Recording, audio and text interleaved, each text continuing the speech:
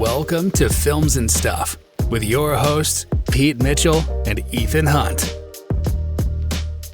Hi, everybody. Welcome back to Films and Stuff. I am the Jedi known as Ethan, joined by my Padawan, or is it my master? Pete. I'll be happy to be your Padawan. Pete, my Padawan. We are, based on those introductions, you can tell that today we are talking about Ahsoka, a Star Wars story. That's right. So, what do we think of this? Like, we're a few episodes in. We're halfway through the series, right? 4 episodes in. I gotta say, I'm still on the fence. Oh, really? Yeah. I am enjoying that. It feels like a very Star Wars show. Yes. Yeah. Great effects. Lots of, flying around in spaceships. Lots of lightsaber battles. Lots of force. I'm a big fan of that kind of stuff. Okay.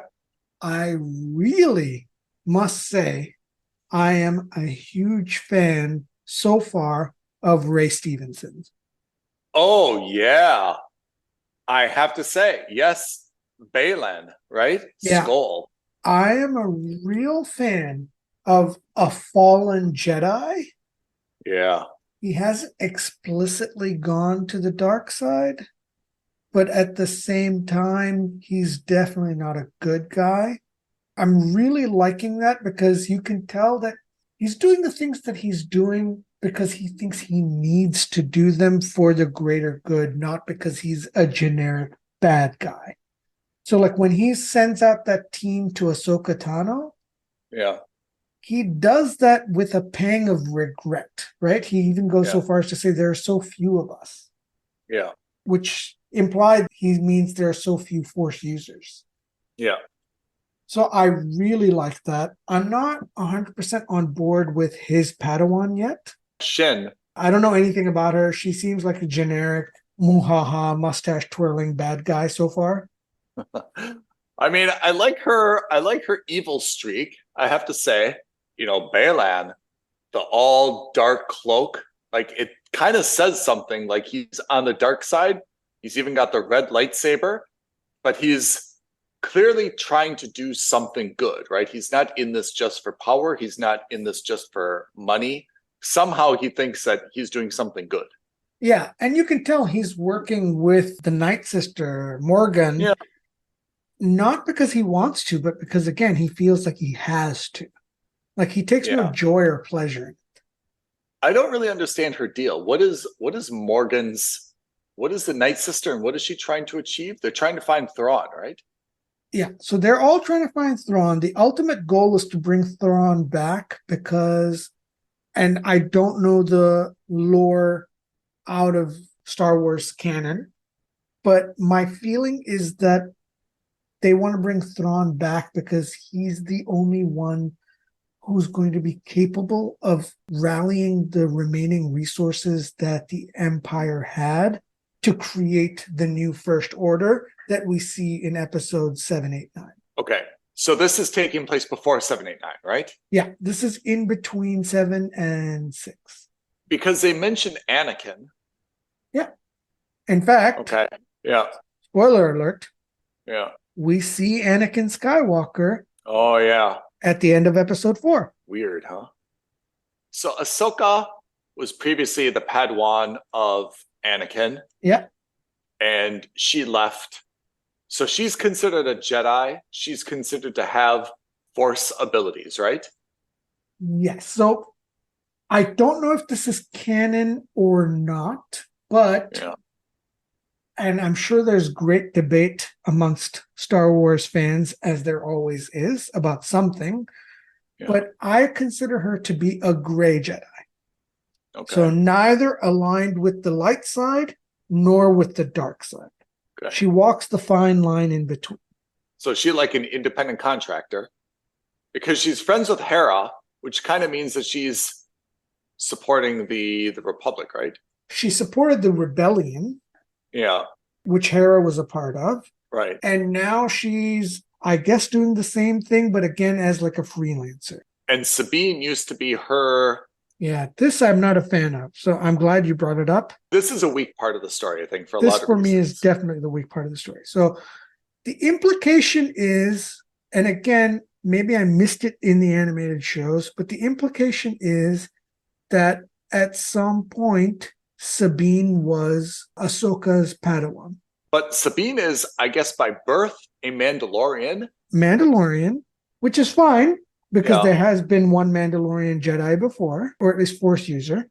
The problem is, in no previous installments did Sabine have Force powers. So I don't understand how she became a Padawan. Can Ahsoka take a Padawan even though she's not a Jedi? So technically speaking, you only take a Padawan if you're a Jedi, because that every Right. Jedi master has a Padawan who they train to Right. become a master, and so forth. Yeah. Again, big question mark. I mean, I feel like they're making this question mark like we're supposed to be at the edge of our seats, like trying to figure out what their past relationship was. Honestly, it seems more like a romance. You and I just got done talking about Lioness, where we talked about the relationship between Cruz and Aaliyah. I have to say, Ahsoka and Sabine seem to be way more girlfriend than they do Jedi Padawan. There seems to be some type of weird issue between them. And then I have this problem with Sabine. At the very beginning, we don't know who Sabine is. We kind of feel like she's someone's reckless daughter, but we see like how aggressive she is and how she's riding the hover bike and how she's right. We see like she's very, very aggressive and apparently very skilled, right? Yeah. And then Shin and her robots come to attack Sabine, and Sabine fights off the robots and has a pretty good battle with Shin as well, right? Yeah. Then we see Sabine get onto Ahsoka's ship, and Hu Yang, right, her robot, is like, you're the worst fighter ever. You have the worst Jedi skills ever. You'll never make it. How did she possibly fight Jin to kind of like a draw then? And then we see a second fight with Shin, and she then kind of reverts to being a Mandalorian, shooting her gun, and then takes the lightsaber, and again, kind of fights to a draw. Like, is she talented or not talented? I'm hearing two different messages here. I don't know, and I don't like any of the messages, to be honest. I loved Sabine in Rebels. I can't stand her in this live action thing. One, I think I have an inherent dislike for the fact that she's being referred to as a Padawan, even though she's not a Force user or was never implied to be a Force user. Two, the relationship that you see between the two of them as being potentially romantic, I don't. I see it more like mother-daughter. Okay. And she's coming off as that bratty, insolent, petulant pain in the ass. That trope that I hate. She never listens. Never listens. Like, she just comes off as such a pain in the ass. And like this last episode, the same thing. No matter what, will you do your job? Yes. You can count on me. She says, you can count on me. And then what does she do? She gives up the map willingly when she had the opportunity to destroy it. But no, it's such a terrible, terrible, terrible trope. I can't get over it. It's so annoying. So things like that pull me away from wanting to like Sabine. Even though in the animated show, she was fabulous. I thought she was great. Yeah.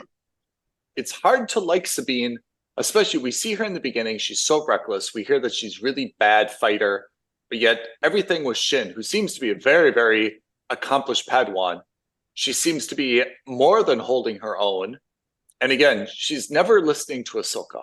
There is this weird thing between Ahsoka and Sabine that reminds me a lot of Obi-Wan and Anakin in like episodes 2 and 3, right? Yeah. I always felt like this was George Lucas, right? But I felt like they always pounded it in. It was always Obi-Wan saying, Anakin, do this, or Anakin, don't do that, or Anakin, do this, right?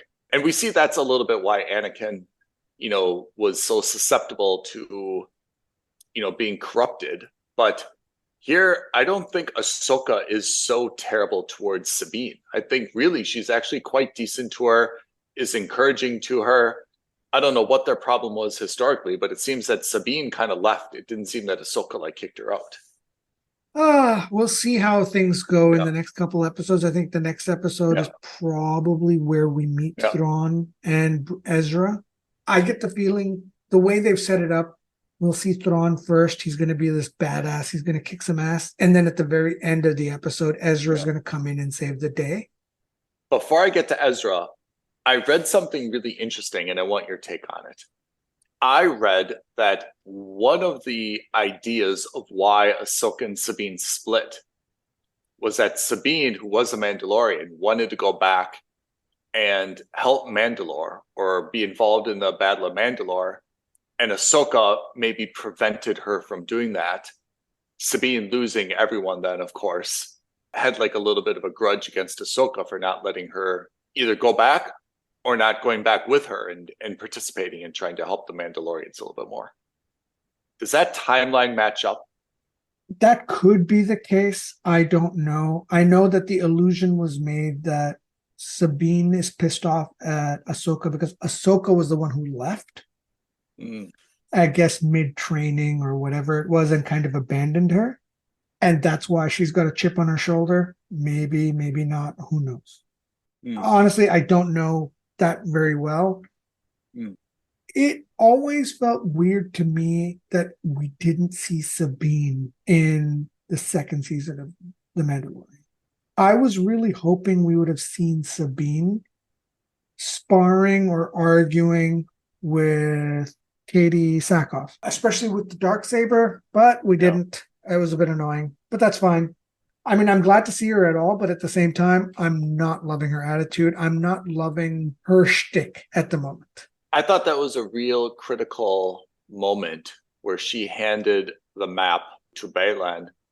I was kind of thinking that instead, the best case would be she kind of realized like she's outmatched and she's like, okay, well, better to join them and try to get some intelligence and I'll lead Ahsoka to us and, you know, because the map will be destroyed, but at least I can pretend that I'm on their team and I can destroy them from inside. But that didn't seem to be even remotely her strategy. She doesn't seem to be pretending at all. She seems to be saying, oh, I've got to find Ezra, which gets me to my biggest question. Who is Ezra? So Ezra was the main protagonist of the Rebels TV show. Potential love interest. Okay, and who is he? So you remember that base that she was living in the first episode? That was Ezra's home. He was an orphan from that planet, Lothal. Okay. We find out that he's got force powers in Rebels. And he becomes Kanan's Padawan. Kanan is Hera's husband. And I guess Sabine and Ezra must be in a relationship, or there was some inklings of a relationship in there. Okay. I don't know. Again, it's been so long, I don't recall exactly what that relationship was. Is he a good guy or a bad guy? Oh, very much a good guy. He actually was the one who helped get rid of Thrawn from where they are now. So why is Baylan promising Sabine that the only way she will see Ezra is if she comes with him? Because in banishing Thrawn, he got banished with him. Banished like? To another galaxy somewhere else, or to some other dimension or whatever it was. To places where these guys couldn't reach them. And that's why they're building that massive hyper portal jump ship thing, is so that they can jump to where Thrawn is, bring him back. So who banished Thrawn? So in the last season of Rebels, Thrawn was basically making a play that would have basically destroyed the Rebels. Again, forgive me, fans, if I'm wrong. Leave a comment, fill me in. I haven't watched this in forever. The idea was that Thrawn had to be stopped, otherwise the rebellion was going to lose. Okay. And so Ezra sacrificed himself by teleporting them, or, hyper jumping themselves away. Okay. So they're stuck on the same ship together? Or in the same galaxy or whatever it is together. Okay. So they created this ring, which is pretty cool. Have you seen this before? Is this part of lore or this is new? This is all new for me. It's got the engines that we saw were being smuggled out. And these are like massive hyperdrive engines. They use the map to find the coordinates of where he is. They destroy the map, and now they're going to get Thrawn. And apparently they will know how to get back to this galaxy try to install Thrawn in power, right? Yeah. And then what's Morgan's role in all of this? Like, what does she get when Thrawn is in power? She's going to be like the number 2? I guess that's unclear to me. She's a Night Sister. So there's a planet called Dathomir. So Darth Maul was also from Dathomir. And the females in Dathomir, some of them are Force sensitive. Okay. And they're witches. They're called the Witches, and they're the Night Sisters of Dathomir. So it looks like she's one of them. Okay.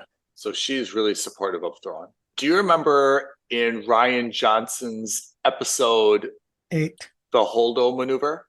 I thought that was going to happen here. I thought that was going to go into hyperspace. Oh, yeah.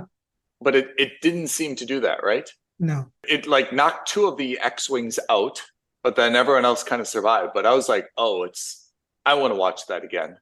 I think that was one of the better Star Wars moments, despite the fact that it turned everything on its head. Yeah, and the movie itself visually, question marks. The movie itself was not strong, but that Holdo maneuver, I thought the sound and the visuals was pretty wow. After Ahsoka is done, I think we should probably do a dedicated episode on the new trilogy. I think we should talk about what worked and didn't work about 7, 8, and 9, even though they all made a tremendous amount of money. Yeah, I agree. For listeners out there, as you may have heard Pete and I discussing previously, we saw 7 together in what can only be described as one of the best days of my life. Yeah. I'll probably still be saying that the day that I get married. I'll still probably say to my wife, apart from the time that Pete and I saw episode 7, this is the best day of my life, right? Nothing beats watching 3D Star Wars in Zimbabwe. Only 3 of us in the theater with paper cups filled with white wine from the bar next door. At like 10 in the morning, by the way, because we had lunch after that. Yeah, that's right. I don't know if it was the white wine or the emotions of that, but you and I were like in tears. I mean, we were legitimately crying. It was hysterical because we went with a third friend and he looked at both of us and he didn't understand why we were so emotional. He was like just back and forth to like the concession stand. And like Pete and I are just like wiping the tears from our eyes. Like, man, when we saw the Millennium Falcon, when we saw the chess set, like, you know, the gun and like everything, like I just remember like it was just such a wave of emotion. You're right. We have to watch 7, 8, 9. 7 for me is so good because the stakes were so high. And I thought it was a very good bridge to the next generation of the Star Wars universe. It didn't rewrite anything. It just borrowed a lot of elements in a really great way. 8 and 9 is where things, I think, really went off track. Ahsoka, this is pre-7, right? Yeah, that's right. So how many more episodes are there of Ahsoka now? 4 more. I mean, it's too early to tell, but are you feeling like this is going to be a season 2 like Mandalorian, or you think this is one and done like even Andor is going to have a season 2, right? Yeah. So Andor, the thing about Andor was they gave Andor 2 seasons from the get-go. Yeah.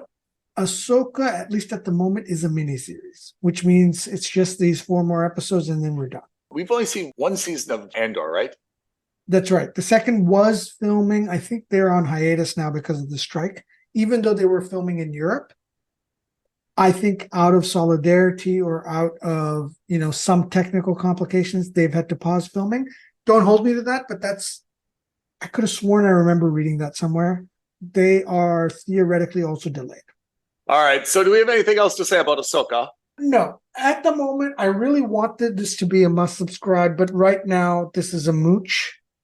And I think, again, I really think the final rating is going to come down to how the ending of the series goes. Yeah. I don't see this slipping to a skip territory, but at the same time, I'm having a hard time seeing this being elevated to a must subscribe as well. I agree. I mean, let me tell you how I see this on the one hand and the other hand. On the one hand, there's a very good industry out there making stories like Ahsoka, which are relatively low stakes. You know, once it's high stakes, as you and I know, we are finicky Star Wars fans, and we are not even the pinnacle of the most finicky Star Wars fans. Once you start to make something higher stakes, you potentially alienate someone because the stakes are so high.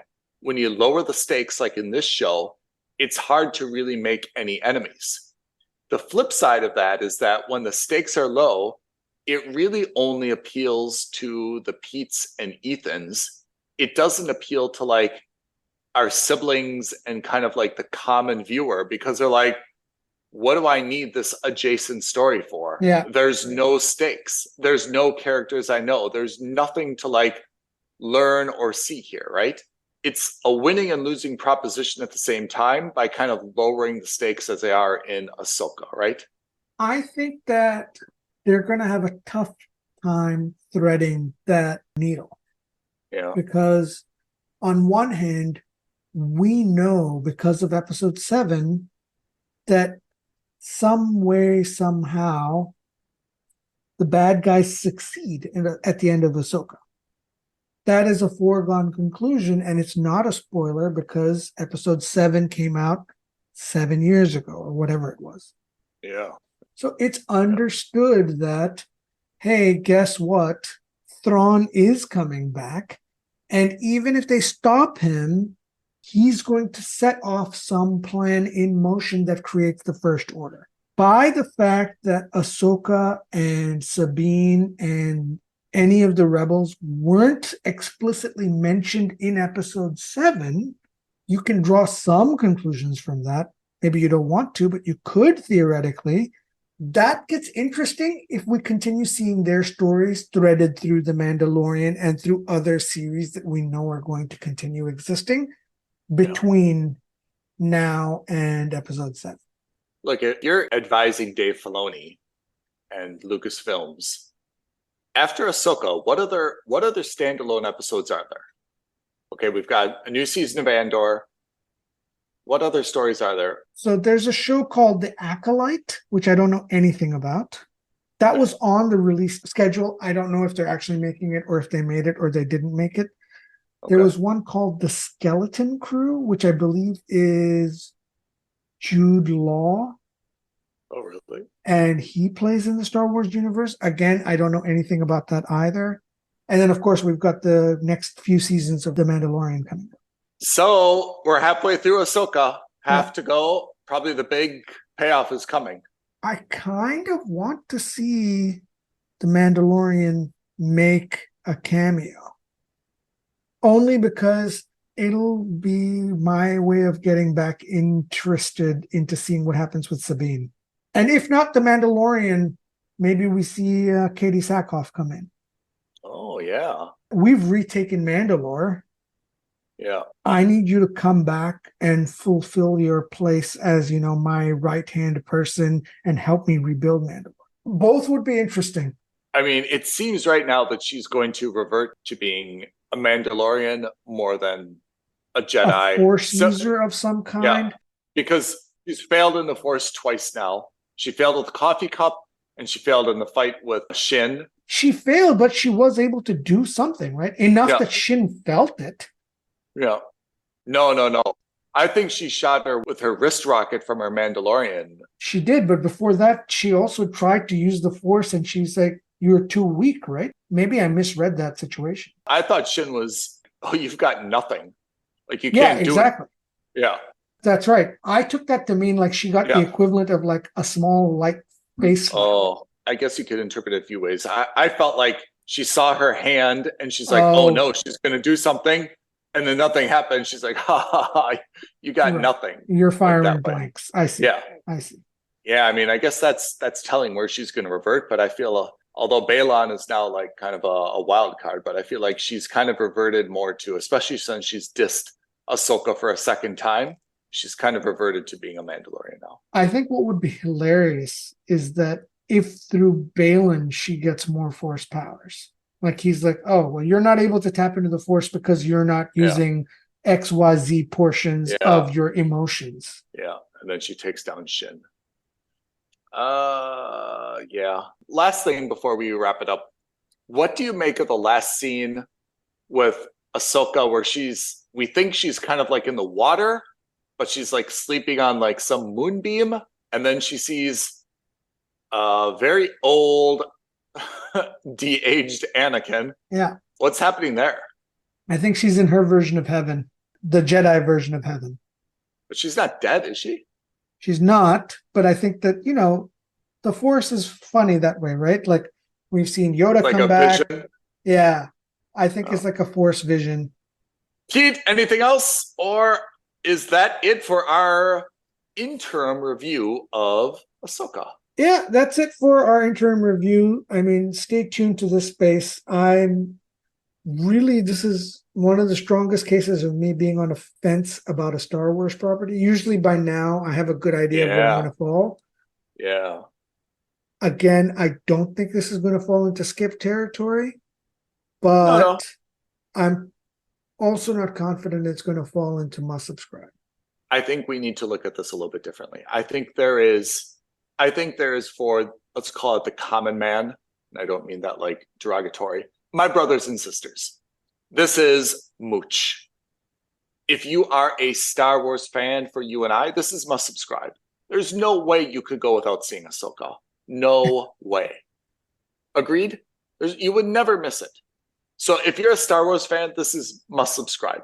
If you're a Star Wars knower, right? This is a mooch. Yeah. If you've never even heard of Star Wars, this is a skip. Our friend who shall not be named, because he would get hate mail, has never seen a Star Wars film. This is a skip for him. He would never appreciate even the red lightsaber. It's a skip. I agree with you on principle, but I think the point is that we have to be objective and we have to pretend like we're the common man. Oh. We have to pretend like we're walking into this as people who are aware of what Star Wars is. And of course, we do take our biases into account, and that's the whole point. But the point is that if the show is really a must subscribe, it should be a must subscribe such that we can tell he who must not be named, this show is so good that it'll make you want to watch Star Wars.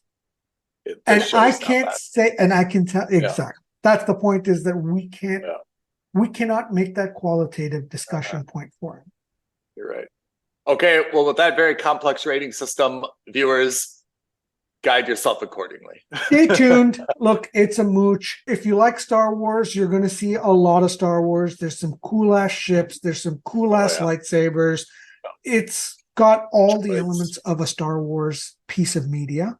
Pete, where can our loyal listeners agree to disagree, subscribe, ring the bell, and so forth? More importantly, please take this opportunity to send us messages and kind of correct our Star Wars lore. It's been such a long time. That's true.